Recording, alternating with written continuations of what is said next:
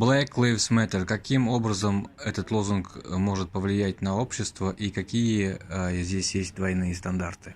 Ну, я лично понимаю этот лозунг как борьбу против расизма, но однако здесь, как вы правильно сказали, есть двойные стандарты в первую очередь.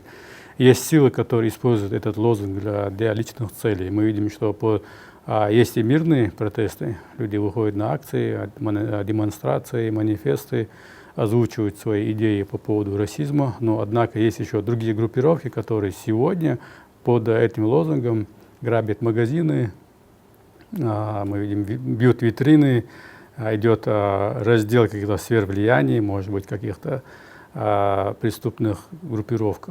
Это тот момент, когда мы видим абсурд. Сегодня получается, когда ты ходишь в шахматы белыми и выигрываешь, или даже просто делаешь первый ход, это уже расизм. То есть это, мне кажется, большой абсурд уже.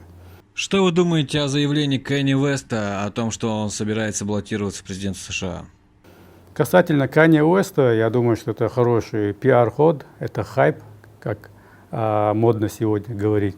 Но однако мы знаем, что по закону Соединенных Штатов Америки сейчас уже все сроки для того, чтобы подать документы, они уже давно закончились.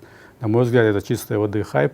И Канье Уэст, мы знаем, что это шоу, это бизнесмен, это человек, который занимается шоу-бизнесом, и для него это, скорее всего, возможность продать следующий альбом.